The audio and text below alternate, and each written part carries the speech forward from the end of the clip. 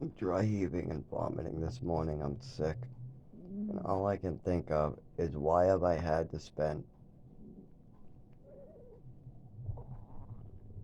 Oh, God. Okay, I don't know if you can hear my stomach, but that's not a good noise. Um, I've had to spend 25 years like this, one way or another, in pain, suffering, sick, Halloween, overdose, extra epicac, New Mexico, hospitals, drugs, inje- injections. God, I'm sick to my stomach. Every morning like this, I've taken a Zofran. I'm trying to eat some bread. So I usually use graham crackers, but I don't have any. Anyways, this isn't supposed to be one of these updates for the doctor, anyways. Yes, I'm dying because of society, because of failures in the system, and a really evil mother, and a really neglectful father. Uh,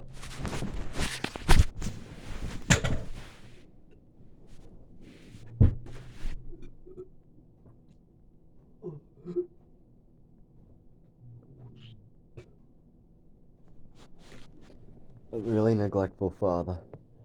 Um, I remember vomiting like this when I was only 15. I remember vomiting like this at 12 out on Halloween when my mother poisoned me. I remember vomiting like this from food poisoning in New Mexico. I'll have flashbacks of stuff like that for the rest of my life. Mostly my mother and some black man, and a lot of food and meds and injections and pills that my mother wanted and doctors wanted and society wanted, making me sick. No matter how much I complained, they just doubled the dosage or drugged me more until I was so drugged I couldn't even complain. I would complain of side effects, and you know what they would do? They would start fucking giving me stuff like Thorazine and Seroquel.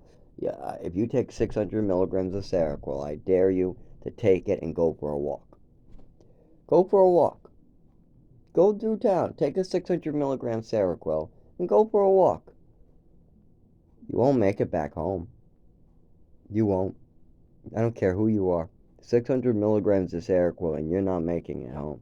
300 and it's a 50-50 shot. 150 milligrams of Seroquel and you're probably getting home, but you're probably going to be drowsy as fuck and want to stop at a bench every 5 feet. And that was only one mixture, and that has a lot of side effects. I complain, more meds, more meds. The more I complain of side effects from the meds, the more they drug me. The more my mother hurts me, I bump in, and the more side effects I exhibit of a physical illness, the more my mother goes off the rails making up stories and pulling out of thin air. But this isn't supposed to be about this. What it's about is the solution. You might be wondering, what is the solution, Zach? If you're so smart, what do we do to fix this country? Everybody's failed at fixing this country. What are you so special about? Well, I'm not. I don't claim to have all the answers, but here's one answer. Use the power of the people. So you got all these good battles going on. We want more money at the bottom. My father should have more money to retire, and if I'm working 40 hours while disabled, I should not have $0 in my bank account. This is ridiculous. There are people who died to fight for rights for me, and their deaths have gone for nothing. I mean, the 40-hour work week, minimum wage, and Social Security, cash benefits, the Department of Health and Human Services, and having somebody to actually go to, like a worker, all those services are available. But yet I can't use them. None of them. Why is that? The system is too broken? That's what you're telling me? My mother and father fucked me too bad. They broke me too bad. They broke my name. So I don't get to use Social Security? What the hell? What do you mean by that? What do you mean I don't get to use my Social Security? I'm a person who is way disabled. I'm watching people with 1/10 of my disability walking around. I've people. The guy who drove me home is on Social Security, and he has 1/100th of my disabilities. Like, this is ridiculous. Okay, well, how about working? What? I work 50 hours and I still don't have enough money to pay my rent? What are you fucking talking about? I work all year for to make $16,000 while falling down, while having seizures, and my tax return money back is $18. What the fuck you talking about? I go to the emergency room and I can't even get a broken leg looked at, or I can't even get a scan done for bleeding internally. What the fuck are you talking about? Everybody else gets that scan done who's on my same insurance. Oh, my father motherfucked me real bad. Well, what's the solution? Once again, we get together instead of breaking apart, and we're trying to get better wages, fix the healthcare system, because we got 10,000 Americans got some type of program. They're out there rioting and protesting for better health care. Then you got another million Americans wanting better wages. Then you got another million Americans wanting better politicians. Then you got another 10,000 Americans wanting to disable people to have more rights. Then you got another 50 million people wanting just to have their old rights reinstitutionalized, the rights from the 70s not be stomped on anymore. Then you got a good 50,000 people who want the women's rights to be stronger. Then you got another 100,000 people that want women and men's rights to be equal. Then you got another 10,000 Americans wanting men's rights to not be squashed by the women. Then you got another 50,000 people who want the politicians to be held accountable. And they're all protesting, they're all making all these great programs, and you got all these people working real hard to make America better. But it's all failing. It all comes down, and then they give up. They struggle. They get mad. Ah, man, I've spent 10 years trying to help the disabled, and I've got nowhere. We're worse than we ever were. This country is falling apart even more. What the fuck? I made no difference. Now I give up. I give up, these people say. Don't give up. The problem is we're divided. And they're doing this on purpose. They've brought back an old issue like abortion rights, not because the Republicans care. The Republicans don't care if you go out and get an abortion. You think these Republicans are really that religious? You think that they really care about your abortion rights, that all of a sudden they brought this up now? They brought up abortion now out of all times? No. They wanted to put another divide in the woman vote, because most women are smart enough not to vote Republican. Also, they're smart enough not to vote at all, or they have a brain. So, this is going to put another divide in America. The more they divide us, the more the wealthy vote is the only vote that makes it to the voter box, because they're together. The wealthy always vote to preserve their money. Even my father, when he started becoming wealthy, when my father started becoming wealthy, he was blinded by his wealth, and he always voted to preserve his wealth. That was his number one concern when voting. What party is going to preserve my wealth and make sure people don't take my money? But by getting fooled because of greed, he was able to be blinded that his party actually was not caring about preserving his wealth. They only cared about the top 1% of voters, and then they wanted to fool the rest of the wealthy individuals and the middle class. And then they wanted to fuck and take as much money and screw the bottom class as openly as possible. The bottom classes have been getting screwed really bad since the 90s, and lightly since 1975. But there's even more going back in history. But there was a lot of like rights and laws to protect these type of people from being taken advantage of, and they were being used in the 1969, 1960, 1959, 1971, 75, 79. These laws were being used, but starting in 1975, one by one, the rich started toppling these programs, like the 40-hour work week has been destroyed. Minimum wage and the 40-hour work week they've taken a hammer and destroyed that right. Yes, what you were receiving for minimum wage and a 40-hour work week in 1969, like let's say you worked at a gas station and you were renting a one bedroom, is not the same as working at a gas station and renting a one bedroom. If you account for inflation, if you account for everything, it has shown that somebody has taken 1/3 of your income, when you do the math out, no matter which way you look at it, if you account for inflation, if you account for things costing more, if you say that your job is right next to you and you don't even need a car, if you subtract a car, if you subtract even the most expensive expense, it still doesn't add up. It still adds to 1/3 of your income missing. That somebody since 1975 has made sure that the people of 2020 have 1/3 of their income missing. For the same job, same work, same apartment, same, if you account for inflation and you just bring it all up, 1/3 is missing. But yet, the people at the top have 1/3 more. If you go back to 1969, 1971, 1974, and you look at a CEO, or you look at somebody at the top of a company, like if you take that gas station, that same gas station, so the people who make minimum wage at that gas station, they have 1/3 of their wages missing now. But the people at the top have 1/3 extra. And it adds up to about the same of what's missing from the wages at the bottom. And the same thing when you go back to 1974.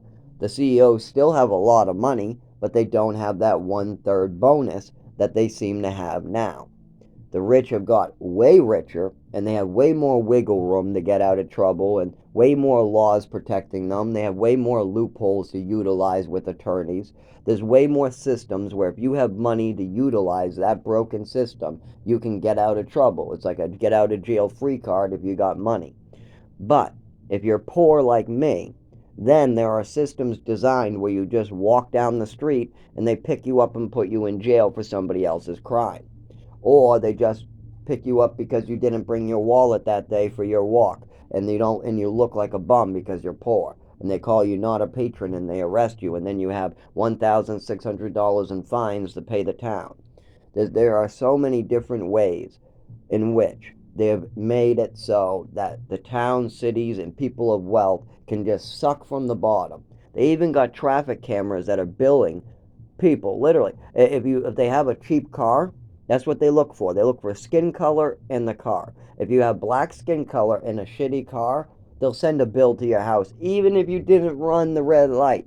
They've proven this in court in many states, that they have racist traffic lights that automatically send bills out to people with cheap cars and black skin. And this was built into the software. So these cities and these governments are building software that's meant to suck money out of just the poor people only, because they don't have money to fight.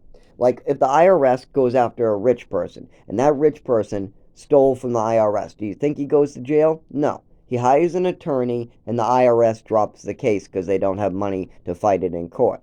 Now, if let's say an innocent person at the bottom, a poor person who is flipping burgers at McDonald's, the IRS goes after him and he's innocent, do you think that he goes to jail? Yes, he does.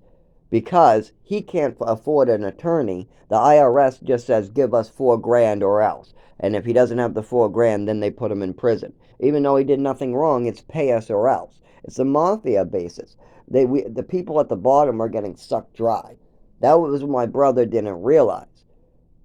The people at the bottom are literally a target. And the reason why people get off is with an attorney.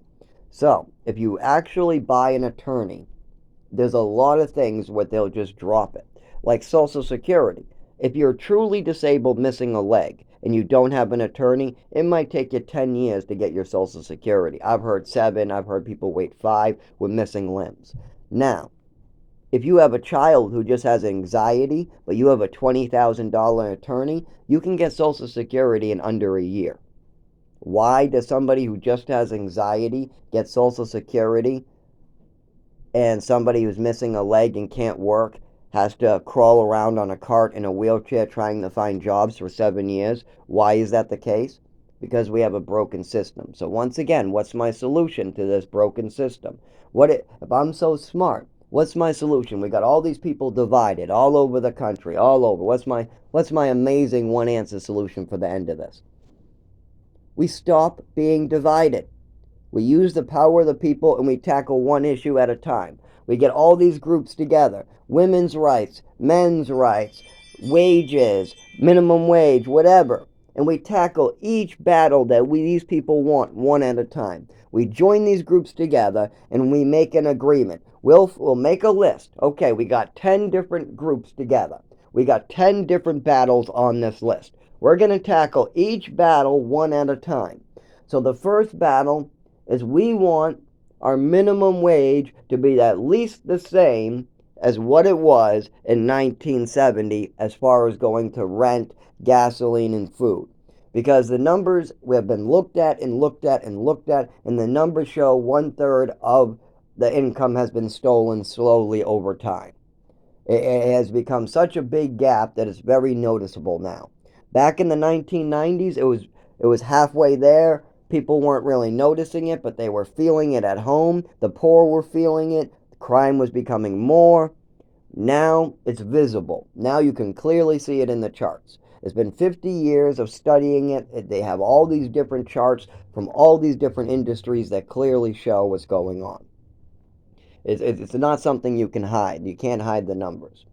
So when you listen to the experts who have been, spending 25 years looking into this and looking at charts that go back 100 years, and when you listen to all the experts and you spend lots and lots of time doing your research, it gets more and more apparent that they used inflation to separate us from our money. Every time that minimum wage was supposed to be going up by $2, it only went up by $1, and then that other dollar got shifted to another department. And instead of them getting their raise only being $2, they got $3 instead because they took our dollar and shifted it to the top. They've been doing this for so long that it's slowly piled up. There's many other little breaks like that. Like the lobbies have destroyed any accountability to your doctors. Let's say your doctor chops off the wrong leg. Unless you got millions of dollars or you're the 16th person he's done and there's already a lawyer with 15 other people on the case, you're fucked. That doctor is going to keep his job and you're going to go without your leg. And now you still got to get the other leg chopped off. So it doesn't matter. Now you have no legs thanks to this doctor and there's nothing you can do. Why is that? Because the lobby is too powerful. We've allowed lobbies to pay. We've allowed conflict of interest in our government. So again, what's my solution? We all get together, all these groups, and we stop dividing and fighting all these different battles at once. We fight one battle at a time with our government. We want better wages. We all get together and we fight that one battle, better wages. We make an agreement. Okay, you want more women's rights. Okay. I want better wages. Okay. You want no more corruption in government. Okay. You want the country to be clean and you don't want any more oil. Okay. Let's put that on the list. Do. Whoever has the most people in their group goes first. Okay. Second. Okay. So now we got 4 things. We got it listed 1 through 4. And you got 50,000 people, you got 1 million people, you got 10,000 people, and you have 100,000 people. So based on whoever has the most people goes first. Okay, now we're all going to get together and we're going to fight better wages first. Then second, we're going to fight corruption. Then we got the women's vote right there, so we got to fight the women's rights. Then we do one at a time. Now until we actually get a law put on the books, until we see some action from somebody, we don't stop fighting that battle together. Got it, guys? Then we move to the next one in line. We don't fight all these battles at once. No. We fight them one at a time together as a society. We use the power of the people in numbers. And we fight them one at a time. And that's the problem. We have all these different battles, and the government's trying to divide us more and more. Anytime we get together and we start having 50,000 people on one issue, they just put a stake in it. How do they do that? The Republicans reopen an old hatch, like women's rights. That's the door. They said, look under door number 1, abortion rights. Yes, don't look over here that the wages are fucked up, that you can't pay your rent, don't look at that our government is corrupt. Don't look at that. Look at door number 1, women's rights, abortion. Yeah, fight that battle. Yeah, fight us for abortion. Fight us, yes. Fight us, come on. Fight us for abortion, please. Fight us. And that's what they want. They want you fighting a battle for abortion. Then they're going to go, oh, we give up. Here's your rights. and then you've totally wasted your time on the other battles. Abortion rights was a battle that was already fought. Lots of people wasted a lot of time on it. It's a distraction. It's a distraction from all the other battles. It's another way to divide us. Yes, we can get those rights back, but we need to work together or they're going to keep dividing us. And they can just keep on taking away more and more rights. We already fought for the right for abortion, and look, they took it away like that.